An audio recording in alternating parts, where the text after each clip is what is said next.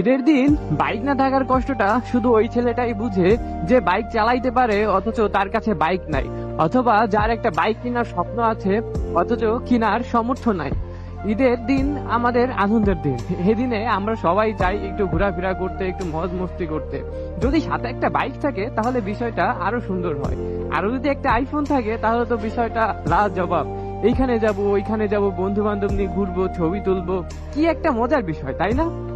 কিন্তু আমরা, তারা খুবই অসহায় যাদের ভাই নিজেদের আইফোনও নাই, বাইকও নাই, আর সাথে বন্ধু বান্ধব থাকতেও যারা সঙ্গ দেয় না। আমাদের অনেক বন্ধু বান্ধবী আছে যাদের বাইক আছে, আইফোন আছে, তাদেরও অনেক বন্ধু বান্ধব আছে যারা একটু বড় লোক, বাট যারা একটু মধ্যবিত্ত না, তারা চাইলেও ওই বাইকালা ছেলের সাথে, বাইকালা বন্ধুর সাথে মিশতে পারে না। কেন পারে না? কারণ ওই বাইকালা ছেলেটা গরিবের ছেলের সাথে কখনোই মিশতে চায় না।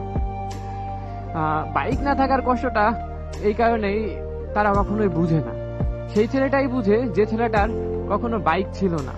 ছেলেটা যখন ঈদের দিন এখানে ওইখানে ঘুরতে যাবে, এখানে ওইখানে গিয়ে 5 মিনিট দাঁড়াবে, তার বন্ধু বান্ধব তার সামনে দিয়ে বাইক নিয়ে ড্যাং ড্যাং করে এখানে যাবে ওখানে যাবে, ঘুরতে যাবে, ঘুরবে ফিরবে, এখানে ওইখানে যাবে, এটা দেখার পর না ওই ছেলেটার অনেক কষ্ট লাগে, কিন্তু সে কখনো এটা বুঝতে দেয় না।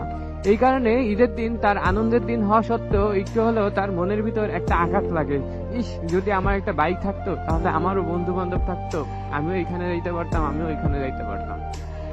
সো ভাই, যার বাইক আছে সেই কষ্টটা কখনোই বুঝবো না, কেননা বাইক না থাকার কষ্টটা একমাত্র বাইক যার নাই সেই বুঝে। সো সবার কাছে একটা রিকোয়েস্ট, যাদের ভাই ব্রাদার আছে বাইক নাই, বাইক চালাইতে পারে, তোমাদের কাছে একটা রিকোয়েস্ট, তোমার যদি বাইক থাকে ভাই, তাহলে ওই ছেলেটাকে অন্তত তোমার সাথে নিয়ে ঘুরো, ওই ছেলেটাকে অন্তত বাইকটা একটু চালাতে দিও, ওই ছেলেটাকে অন্তত তোমার সাথে একটু ঘুরতে নিয়ে যেও, তাহলে ওই ছেলেটার ঈদটাও অনেক সুন্দর কাটবে, অনেক ভালো কাটবে, তাহলে সেও ঈদের আনন্দটা উপভোগ করতে পারবে।